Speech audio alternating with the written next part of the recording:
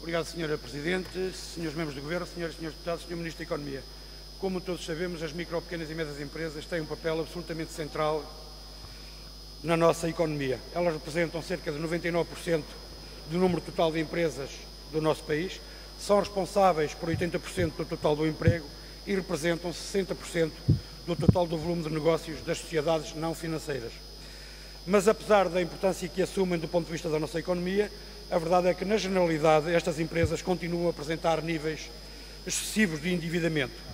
E este cenário é ainda mais preocupante se tivermos em conta que as pequenas e médias empresas se encontram muito dependentes do crédito bancário, sobretudo a curto prazo. De facto, esquecidas durante os últimos 4 anos, durante o governo PSD-CDS, as micro, pequenas e médias empresas encontram-se, na sua grande maioria, completamente dependentes do crédito bancário, o que só por si é pouco saudável e pouco recomendável. A tudo isto acresce ainda um elemento importante nesta matéria. Estou a referir-me ao movimento de alavancagem financeira que os bancos portugueses protagonizaram nos últimos anos e que acabou por provocar também um forte agravamento dos créditos de risco exigidos no financiamento das micro, pequenas e médias empresas, o que naturalmente se refletiu de forma muito acentuada na atividade destas empresas.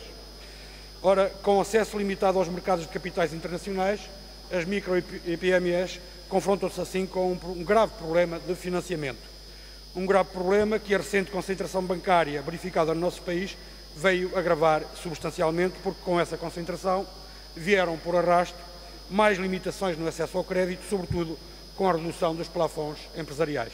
Ou seja, a situação das micro, pequenas e médias empresas que estão hoje a viver constitui um forte obstáculo à retoma do investimento empresarial, porque contágio compromete o relançamento da economia portuguesa e o crescimento económico. Portanto, se tivermos em conta, por um lado, todas estas dificuldades e, por outro, a importância que as micro, pequenas e médias empresas representam para a nossa economia, parece-nos que não é necessário grande esforço para se perceber que este quadro está a dificultar a recuperação económica do país. Eu diria até mais.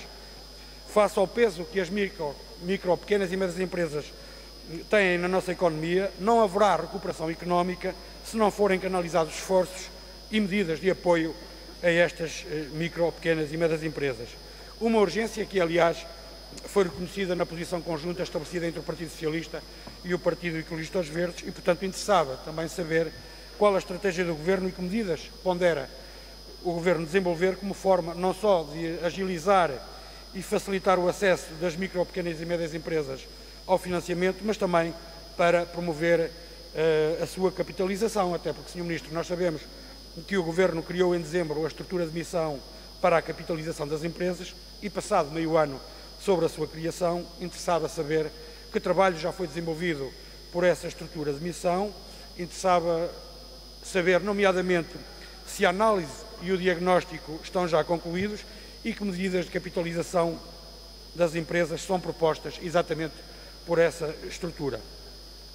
Por outro lado, Sr. Ministro, também interessava saber em que pé se encontram as medidas destinadas a aumentar a eficiência energética das empresas. Esta é uma matéria que os Verdes gostariam de sublinhar, não só pela importância que a matéria reveste em termos do ponto de vista económico, mas sobretudo e principalmente pela importância que assume do ponto de vista ambiental e do seu potencial contributo para a redução de emissão de gases com efeito de estufa e, naturalmente, no combate às alterações climáticas que lhes estão indiscutivelmente associadas. Ora, pela relevância que esta matéria representa, os Verdes consideram que seria importante que o Governo nos pudesse dizer alguma coisa, porque, de facto, nós sabemos pouco sobre as medidas que o Governo pretende implementar relativamente ao aumento da eficiência energética das empresas e que tem muito a ver com os impactos ambientais que decorrem do consumo energético e que contribuem decisivamente para a redução da emissão de gases com efeito de estufa e também para o combate às alterações climáticas.